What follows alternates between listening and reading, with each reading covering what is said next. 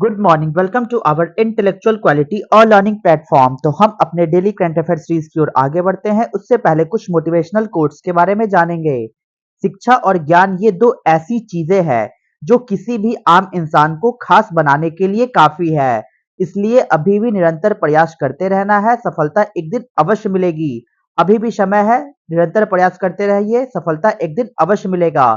इसी के साथ हम अपने डेली करंट अफेयर सीरीज की ओर आगे बढ़ते हैं। उससे पहले आप सभी लोग टेलीग्राम ग्रुप पर जुड़ जाइएगा। यहाँ पे आपको सारे पीडीएफ प्रोवाइड होंगे हमारे यूट्यूब सेशंस की। तो चलिए 11 जून 2024 के सारे करंट अफेयर्स को डिटेल में कवर करेंगे, तो वीडियो के अंत तक बने रहिएगा। क्वेश्चन नंबर 1, हाल ही में इनाडू ग्रुप और रामोजी फिल्म सिटी के संस्थापक रामोजी राव का निधन कहाँ हुआ है? तो राइट आंसर होगा हैदराबाद। हैदराबाद में रामोजी राव जो कि फाउंडर है इनाडू ग्रुप के, इनकी हाल ही में निधन हो गई। वो कहां से बिलोंग करते हैं? तो राइट आंसर होगा हैदराबाद से। तो जानते हैं इनके डिटेल पॉइंट्स की ओर।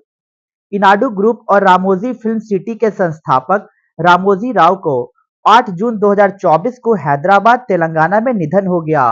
वो 88 वर्ष के थे। उनका इलाज हैदराबाद के स्टार हॉस्पिटल में चल रहा था। साथ ही साथ चेड़ूकुड़ी रामोजी राव का जन्म 16 नवंबर 1936 को हुआ था। वह एक भारतीय व्यवसायी, मीडिया उद्यमी और फिल्म निर्माता थे।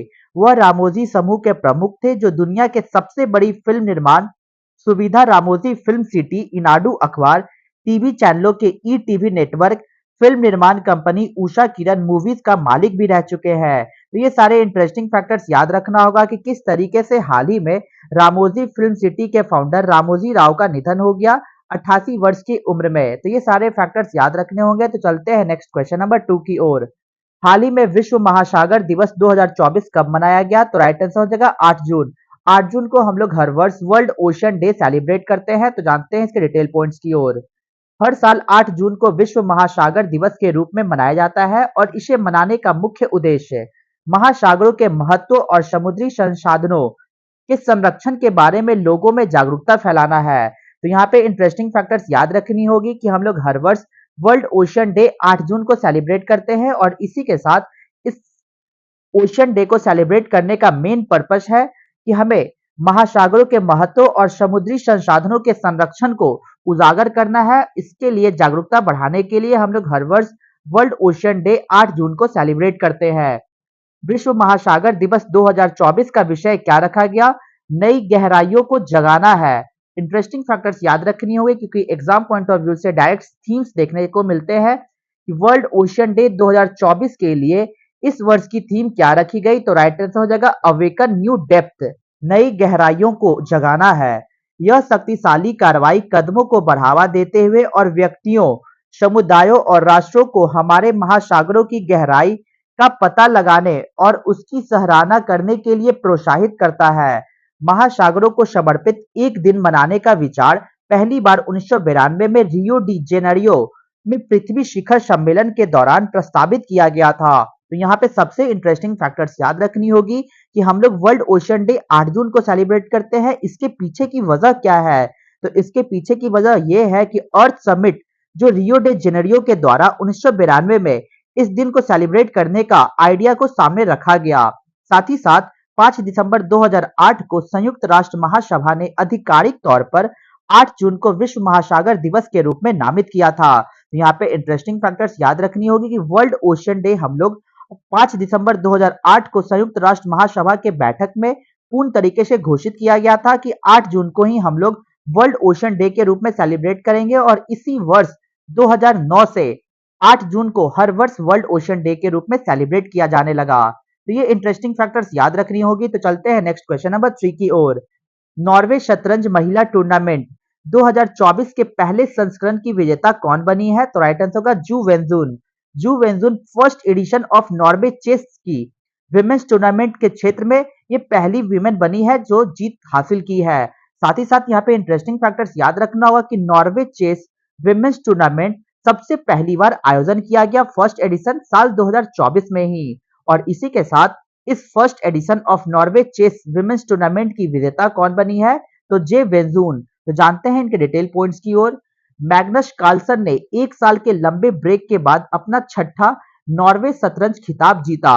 ये फैक्टर्स याद रखना होगा कि छठा नॉर्वे शतरंज खिताब पहले से मेल कैटेगरी में ये नॉर्वे चेस आयोजन की जा रही थी, जिसके द्वारा मैग्नस कार्लसन के द्वारा ये खिताब को जीता गया।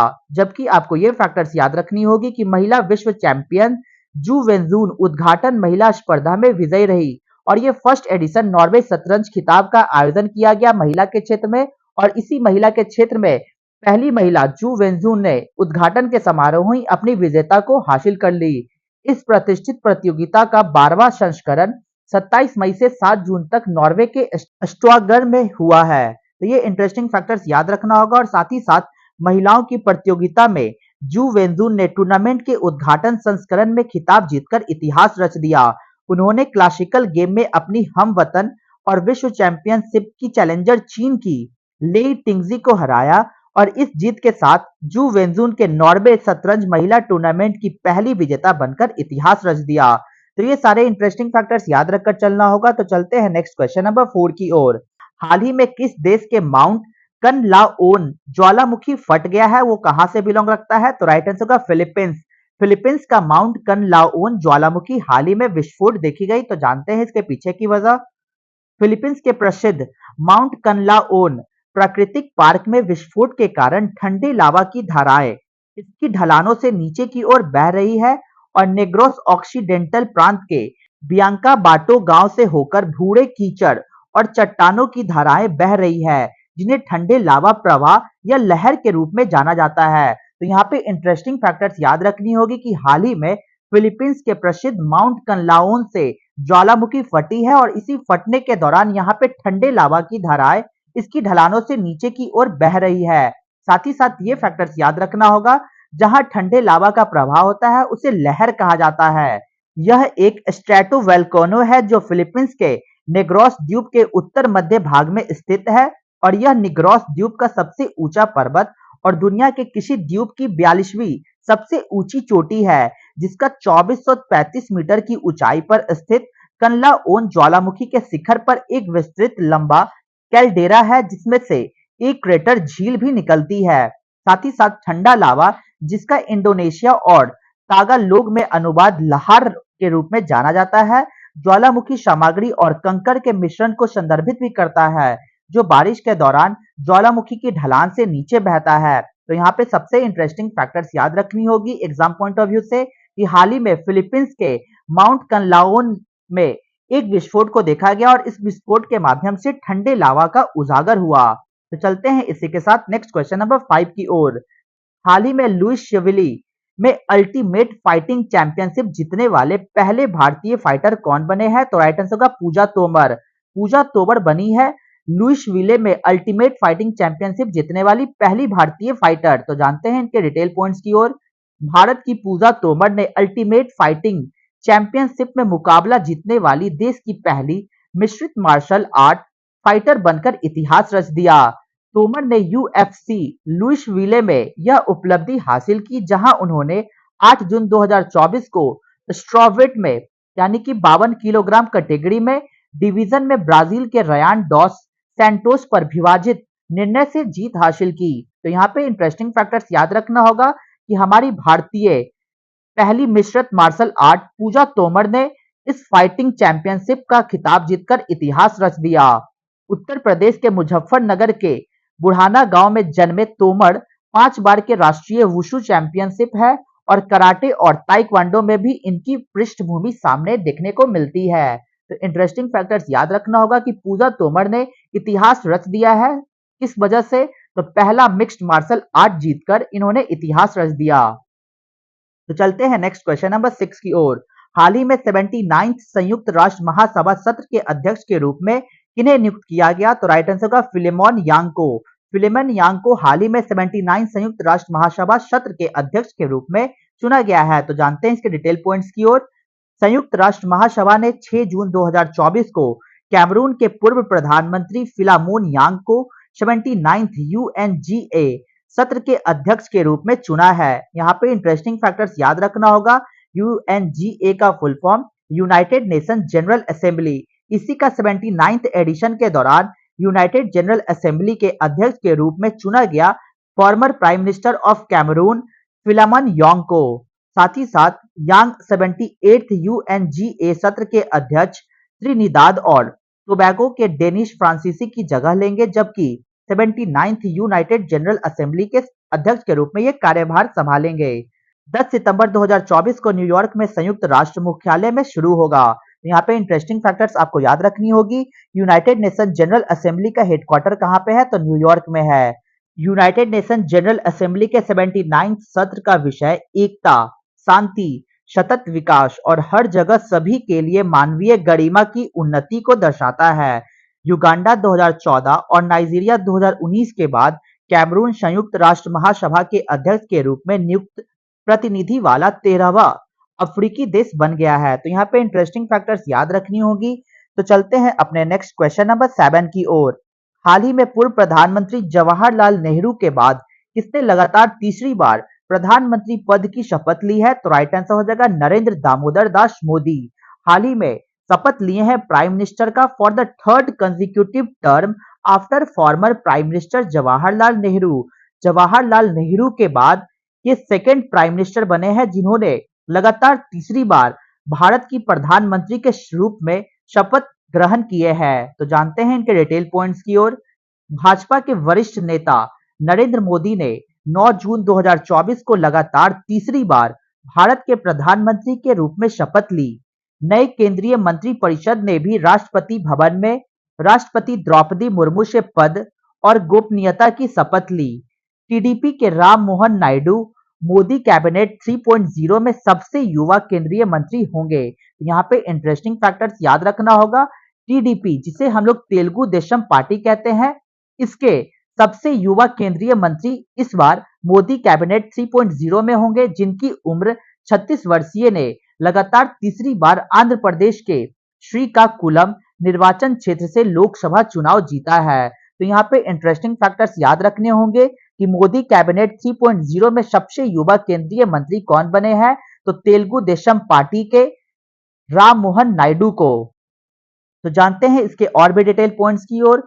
यह एक असाधारण घटना है क्योंकि पूर्व प्रधानमंत्री जवाहरलाल नेहरू के बाद नरेंद्र मोदी एकमात्र ऐसे नेता बने हैं जिनके प्रत्येक पिछले कार्यकाल को पूरा करने के बाद लगातार तीसरी बार निर्वाचित हुए हैं। तो यहाँ पे इंटरेस्टिंग फैक्टर्स याद रखना होगा कि पहले प्राइम मिनिस्टर जवाहरलाल नेहरू ने अपना लगातार तीसरा कार्यकाल को कंप्लीट किया और साथ ही साथ second prime minister Narendra Modi ji भी अपना तीसरा कार्यकाल को कंप्लीट करने के लिए कार्यरत हो चुके हैं। श्री मोदी ने अपने शपथ ग्रहण समारोह से पहले नई दिल्ली में राजघाट पर महात्मा गांधी और सदैव अटल में पूर्व प्रधानमंत्री अटल बिहारी वाजपेयी को श्रद्धांजलि अर्पित की और श्री मोदी ने राष्ट्रीय युद्ध स्मारक पर पुष्पांजलि भी अर्पित की। तो ये सारे इंटरेस्टिंग फैक्टर्स याद रखने होंगे कि हाल ही में 18वीं लोकसभा 2024 के दौरान भारत के प्रधानमंत्री के रूप में फिर से नरेंद्र दामोदर दास मोदी कार्यरत होंगे। तो चलते हैं इसी के साथ डेली करंट अफेयर सीरीज की क्वेश्चन नंबर 8 की ओर। हाल ही में इसरो ने जलवायु डेटा के लिए तृष्णा मिशन पर किस देश के साथ सहयोग करने की घोषणा की है, तो राइट आंसर का फ्रांस। फ्रांस के साथ हाल ही में इसरो ने जलवायु डेटा के लिए तृष्णा मिशन पर साझेदारी को सहयोगी करने के लिए घोषणा की। तो जानते हैं इसके डिटेल पॉइंट्स की ओर। इसरो ने विश्व पर्यावरण दिवस के अवसर पर आगामी high resolution natural resource assessment, जिसका मतलब होता है तृष्णा मिशन के लिए थर्मल इंफ्रारेड इमेजिंग सैटेलाइट के लिए फ्रांसीसी राष्ट्रीय अंतरिक्ष एजेंसी CNES के साथ अपने सहयोगात्मक प्रयास के बारे में जानकारी दी। साथ ही साथ वर्ष 2025 में लॉन्च होने वाली तृष्णा अंतरिक्ष आधारित थर्मल इंफ्रारेड इमेजिंग का उपयोग करके जलवायु परिवर्तन के प्रभाव का अध्ययन करने और पानी जैसे कीमती प्राकृतिक संसाधनों के स्थायी प्रबंधन का समर्थन करने में गेम चेंजर साबित होगी। तो यहाँ पे इंटरेस्टिंग फैक्टर्स याद रखना होगा कि इसरो और फ्रेंच के सहयोग से तृष्णा मिशन को लॉन्च किया जाएगा, जिसका पूरा अर्थ होगा पूरी तरीके से यह वर्क करेगी अंतरिक्ष आधारित थर्मल इंफ्रारेड इमेजिंग का उपयोग कर जलवायु परिवर्तन से होने वाले प्रभाव का अध्ययन करना और पानी जैसे कीमती प्राकृतिक संसाधनों के अस्थायी प्रबंधन का समर्थन करने में भी ये सहयोग करेगी। तो ये सारे इंटरेस्टिंग फैक्टर्स याद रखने होंगे।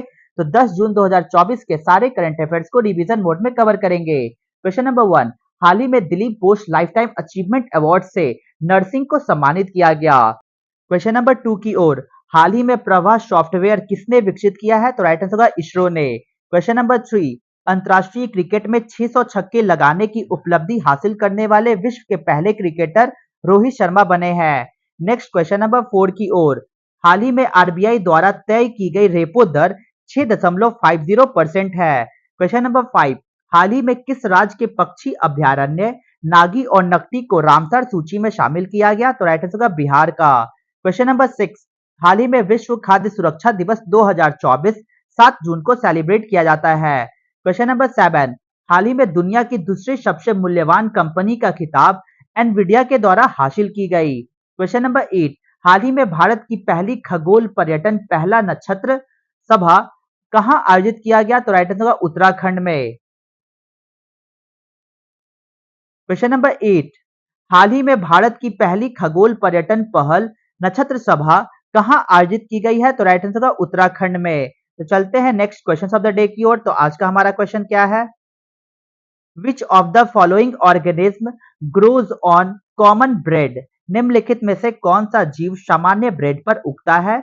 Option A bacterium, option B yeast, option C mucor या ऑप्शन डी वायरस। तो आपको आंसर कमेंट बॉक्स में देना होगा। तो यहां तक वीडियो को देखने के लिए thank you so much guys. Video को ज्यादा से ज्यादा हो सके तो लाइक शेयर और सब्सक्राइब करें ताकि और भी कंटेंट आपके पास पहुंच जाए। जय हिंद जय भारत दोस्तों।